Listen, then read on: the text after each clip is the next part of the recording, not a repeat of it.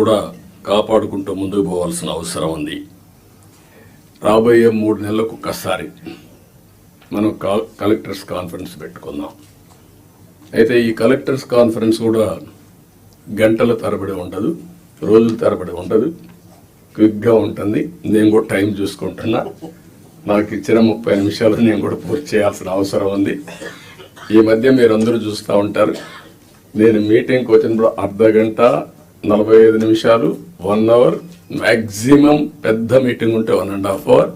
ఒక్క నిమిషం లేట్ అయినా నేను లేచి వెళ్ళిపోతున్నా. ప్రిపేర్ అయ్యి రాకపోతే వాళ్ళకే చెప్పేసి you are not up to the mark, మళ్ళీ రమ్మంటున్నా. ఒక జవాబుదారీతనంతో పనిచేయాల్సిన అవసరం ఉంది. ఇక్కడ జిఎస్టిపి మీరందరూ కూడా గుర్తుపెట్టుకోవాలి.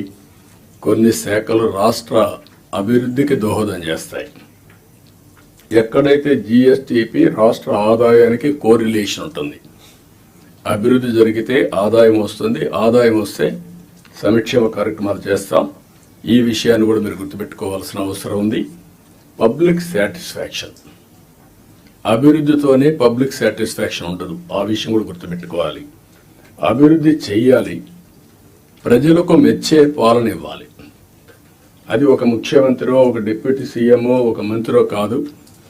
ఇక్కడి నుంచి లాస్ట్ మైల్లో ఉండే లాస్ట్ ఫంక్షనరీ కూడా, ఆర్ లాస్ట్ మైల్లో ఉండే పొలిటికల్ ఫంక్షనరీ కూడా ఈ ప్రభుత్వ ఇమేజ్ని నిర్దేశిస్తారు.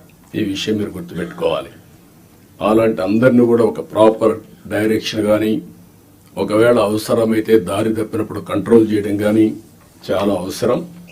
అందుకని మీ అందరినీ, అది కూడా నేను రాబోయే రోజుల్లో మనందరి బాధ్యత యాజ్ ఎ లీడర్, నా రెస్పాన్సిబిలిటీ అందరి పర్ఫార్మెన్స్ అనలైజ్ చేసుకొని రైట్ మ్యాన్ రైట్ పొజిషన్లో పెట్టి తద్వారా మెరుగైన పాలన ప్రజలకు అందించడం ఒక చీఫ్ మినిస్టర్గా, ఒక డిప్యూటీ చీఫ్ మినిస్టర్గా మా బాధ్యత. దానికి మేము కట్టుబడి ఉంటాం. దాన్ని కూడా ఎప్పటికెప్పుడు అనలైజ్ చేసుకుంటాం. నాతో సహా నా పర్ఫార్మెన్స్ అనలైజ్ చేసుకోవడం.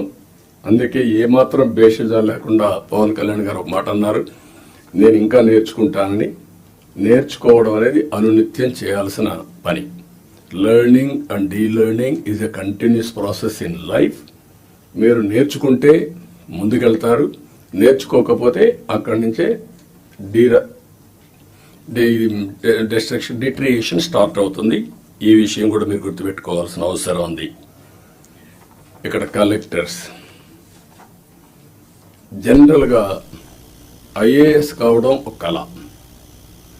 ఐఏఎస్ అయిన తర్వాత కలెక్టర్గా పనిచేయడం అనేది మీ క్యారియర్లో ఒక పెద్ద డ్రీమ్. ఇది